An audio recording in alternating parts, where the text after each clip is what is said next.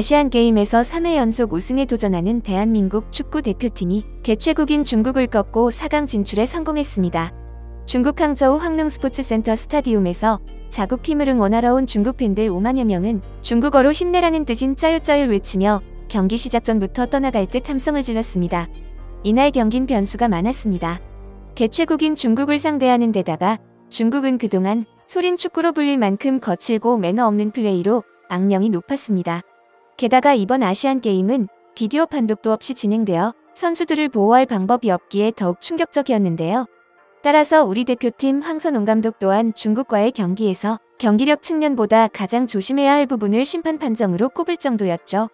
역대 아시안게임 축구 종목에서 비디오 판독이 시행되지 않은 적이 없었고 가장 최근 열린 국제종합대회였던 카타르 월드컵과 도쿄올림픽에서도 비디오 판독 시스템은 필수로 사용됐습니다. 하지만 이번 대회에는 비디오 판독을 하지 않겠다고 선언해 중국이 상대팀에게 억울한 판정을 해도 정정할 방법이 없을 거라는 암시를 주기도 했죠. 황선홍 감독은 선수들이 부상을 입지 않을 것과 어떠한 경우에도 평정심을 유지할 것을 당부하며 중국의 소림 축구에 대한 극도의 경계심을 드러내기도 했습니다. 황선홍 감독은 선수 시절 그 누구보다 중국 소림 축구의 피해자였기 때문에 이런 당부를 가장 우선으로 한 것이죠. 또한 지난 6월 열린 중국과의 평가전에서도 중국은 필사적인 반칙으로 한국 선수들을 위협했는데요. 우리 대표팀이 주도권을 잡아갈수록 반칙은 더 거칠고 노골적으로 변해갔고 특히 공격 핵심인 선수들의 발목만을 노리는 중국 선수들의 교묘한 반칙에 우리 선수들은 그라운드에 나뒹굴어야 했습니다. 중국의 소림 축구에 시달리면서도 한 수 위의 실력을 보여주자 결국 중국 선수는 엄원상을 밀어 발목에 부상을 입히고 말았죠. 이처럼 이번 경기에서 역시 중국 선수들은 되지도 않는 실력으로 승부하는 것보다 한국 선수들을 어떻게 보내버릴지에 더 집중하는 것처럼 보였는데요. 경기가 시작되자 중국 관중들은 더 크게 응원을 하며 한국 선수들이 반칙을 당해 그라운드에 쓰러질 때마다 소리를 지르며 야유를 퍼붓기도 했죠. 그러던 전반 18분 황재원이 얻어낸 프리킥을 홍현석이 마무리하며 선제골을 터뜨렸습니다. 순간 경기장은 순식간에 얼어붙었습니다. 홍현석은 관중석 쪽을 바라보며 손가락을 입에 갖다 대는 쉬세리머니를 펼쳤고 중국 관중들은 잠시 기가 죽더니 다시 야유를 보내기 시작했죠. 그러자 바로 중국 선수들이 본색을 드러내기 시작합니다. 중국 선수는 고영준의 정강을 걷어찼고 그는 그대로 그라운드에 뒹굴었습니다. 이럴 때마다 중국은 자신들이 불리한 장면에는 리플레이도 없이 바로 카메라를 돌려버립니다. 하지만 정신력으로 무장한 한국은 강하게 반격했고 이어 전반 35분 송민규가 조영욱의 크로스를 골로 연결했습니다. 분위기가 대한민국으로 완전히 넘어온 순간 관중석의 짜요라는 소린 점점 줄어들어갑니다. 역시나 중국은 이제 승부 따윈 포기한 듯 반칙으로 한국 선수를 공격하기에 나섰는데요. 전반 40분 중국 선수는 백승호에게로 달려가 고의적으로 발을 밟았고 경고를 받기도 합니다. 전반을 2대0으로 마무리한 우리 대표팀은 후반 들어서 더 심한 소림 축구에 시달려야 했는데요.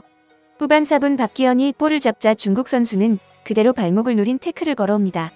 후반 6분 같은 중국 선수는 이번에는 고영준의 발목을 그대로 걷어차면서 또 한 번 대놓고 반칙을 하는 모습을 보였는데요. 자칫하면 큰 부상으로 이어질 수도 있는 위험한 상황이었습니다. 이렇게 중국의 거친 플레이가 계속되는 가운데 후반 18분 이강인과 엄원상이 교체 투입되었습니다. 이강인이 들어오자 우리 선수들은 여유롭게 체력을 비축하며 드리블로 중국 진영을 그야말로 산책하듯 거닐었고 중국 선수들은 점점 더 무기력한 모습을 보였습니다. 한 차원 높은 축구를 구사하는 한국 선수들을 보며 그제서야 망연자실한 표정을 보이기도 했죠. 결국 우리 대표팀은 압도적인 경기력으로 중국을 2대0으로 물리치고 준결승에 올랐는데요. 같은 연령대의 프로축구 선수라고 보기 민망할 정도의 실력 차이에 중국 관중들은 경기가 끝나기도 전에 자리를 떠났고 환불을 요구하며 불만을 늘어놓았습니다. 평생 이렇게 분한 국경절은 처음입니다. 우리의 아름다운 도시가 한국에게 뭉개졌습니다. 요즘 중국 선수들은 너무 약해졌어요. 패배하더라도 더 열심히 뛰어야죠. 축구는 온몸을 던져 상대와 맞서는 스포츠잖아요. 감독은 도대체 뭘 한 거냐? 단순히 돈을 벌러 중국에 온 건지. 이강인이 없는데도 골 근처에도 못 갔습니다. 우리가 한국보다 부족한 게 뭐가 있을까요? 중국 젊은이들이 이렇게 무력하다니 정말 굴욕적입니다.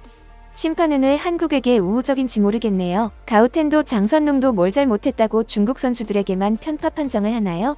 여긴 중국입니다. 중국에 오면 중국법을 따라야죠. 왜 한국은 축구로 중국을 조롱하나요? 한국의 반칙은 너무 거칠어요. 한국인들은 스포츠 정신을 배워야 합니다. 제대로 했다면 우리가 이길 경기였어요 라며 분노를 터뜨렸죠. 현장에 있던 외신 기자들은 중국이 실력과 매너에서 모두 패배했다며 비난의 목소리를 쏟아냈습니다.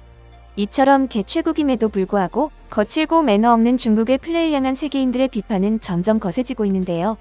중국은 스포츠 외에도 공공연히 주변 국가의 역사를 자신들 이것이라 우기며 자주 논란이 되고 있는 나라이기도 합니다. 특히 한반도에서 일어난 6.25 전쟁조차도 미국의 침략에 대항한 항리전쟁이라 우기다가 주한 미국 대사 대리로부터 한국은 중국을 지지 않고 한국전과 참전 용사를 절대 잊지 말아야 한다는 쓴소리를 듣기도 했죠. 중국의 끈질긴 역사 왜곡에도 국제사회가 이처럼 냉랭하게 반응하는 바탕에는 의외로 많은 한국인들의 노력이 숨어 있습니다. 지난 9월 뻔뻔하게 이어지는 중국의 역사 왜곡에 맞서 전 세계에 진실을 알리는 기사가 크게 화제가 되었죠. 해당 매체는 가장 먼저 이렇게 감사를 전하고 있었습니다. 인사가 늦어 너무나 죄송합니다. 한국전의 참전 용사들로 인해 지금의 발전한 한국이 있을 수 있었습니다. 이들은 한국전쟁의 진실을 널리 알리는 동시에 참전 용사들에게 항공 숙박 등 한국행 경비 모두와 의료 지원까지 약속하며 큰 반향을 일으켰는데요. 파격적인 후원 약속으로 전 세계인의 이목을 집중시킨 이들의 정체는 놀랍게도 한국의 한 작은 욕실 화장품 브랜드 인프레시였습니다.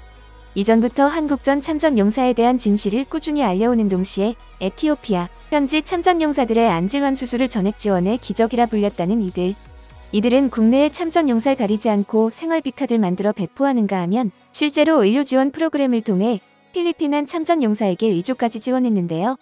이 참전 용사는 영상을 통해 저의 의족과 전동 휠체어를 지원해주고 따뜻한 마음으로 한국에까지 초대해주어 매우 감사하다는 인사와 함께 한국에 또 한 번 깊은 고마움을 전했습니다. 중국의 집요한 역사 왜곡 시도에도 진정으로 감사할 사람들이 누군지를 확실히 하며 후원을 이어가는 이들의 행보에 많은 사람들이 감탄했는데요. 사람들은 이내 이들의 모든 활동이 기업이 아닌 한국인의 이름으로 수익금 일부를 사용해 진행되고 있다는 사실에 크게 놀랍니다. 이들의 공식 홈페이지에 매일 업데이트되고 있는 기나긴 한국인 후원자 명단을 보던 이들은 너도 나도 후원에 동참하길 원했다고 하네요. 이에 이 기업은 최근 랜덤 후원 박스란 이름으로 참전 용사 후원만을 위한 상품을 출시하는데요. 10,000원이 채 안 되는 금액으로 백화점 상품권, 아이패드 등을 랜덤하게 얻을 수 있는 이 제품은 수익금의 일부가 16개 참전국 참전용사들의 후원을 위해 쓰인다고 합니다. 실제로 많은 한국인들이 이 후원 명단에 있는 것도 확인이 되고 있죠. 9월 22일부터 10월 22일까지 판매되는 상품으로 구매 수량에 딱히 제한은 없다고 하니 평소 한국전의 진실을 알리고 참전 용사님들께 존경을 표하고 싶으셨던 분들의 많은 관심 부탁드립니다. 저 역시 구매를 통해 작은 힘을 보탰는데 한국인으로서 무척 자랑스러운 경험이었습니다. 대한민국의 위상과 긍지를 드높이는 이런 기업이 더욱 늘어나길 바라며 이번 영상 마치겠습니다. 여러분의 소중한 의견을 남겨주세요. 바쁘시더라도 구독과 좋아요 부탁드립니다. 지금까지 단골이시였습니다. 시청해주셔서 감사합니다.